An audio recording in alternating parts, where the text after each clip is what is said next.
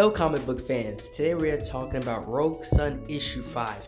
It's been an insane series so far, just for the first 5 books that have been covered on this channel, this being the 5th one. And it's went from 1 to 100. And I would say in the most chaotic way possible. This is one of the most dysfunctional, if not the most dysfunctional family in all of comic books. And it's unfortunate because Dylan is caught right in the middle of it.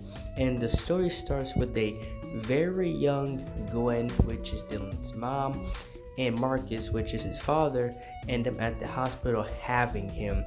And you can tell that Gwen, she was very nervous. She didn't think that she would be able to do it, but she had faith and she had hope that between her and Marcus that they can raise this kid. And from the jump, it seemed like they was very, happy. It seemed like even though, they went through a lot together and they've, that this was something that was scary, the most scary thing that they've possibly done, but they was, they had faith in each other. And so when you read that, you wonder what could have happened that could have broken that up.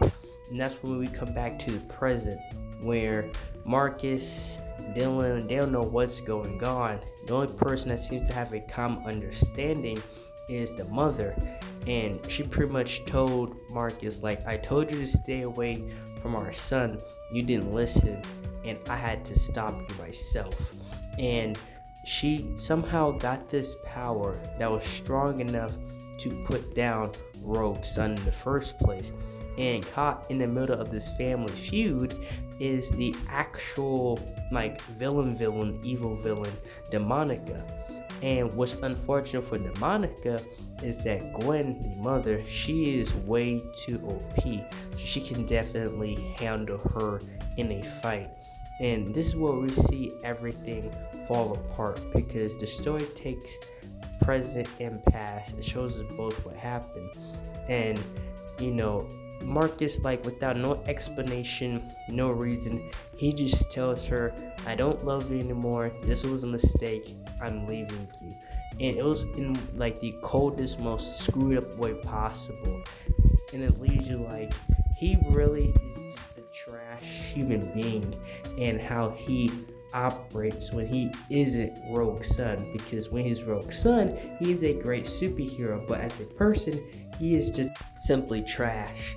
And in the midst of this battle, Demonica is still trying to get her hands on Rogue Sun, because he is who she really wants. And after all, this was her mission, because if you remember, she was released by the daughter.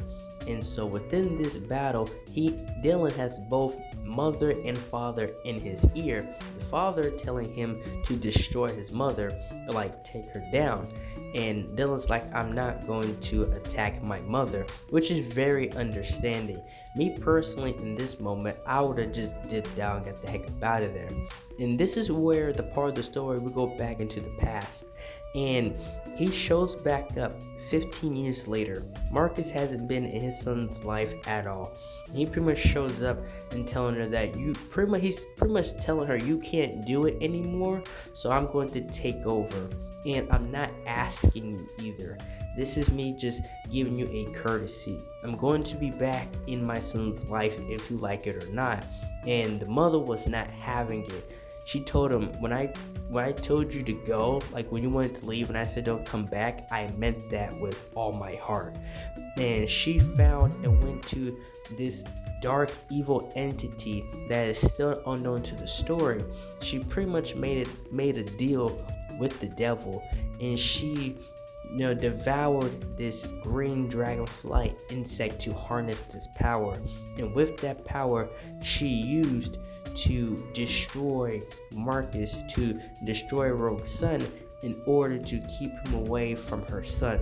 Now I'm looking at this from both sides of the parents, and honestly, this is just a big cluster, a big clusterfuck, because you understand the mother's position way more than you would understand the father's position, but she still killed a superhero, somebody that had the job to defend this realm against others, and she killed him, and she still committed like one of the ultimate crimes of destroying somebody, and she ends up destroying Demonica in the process as well.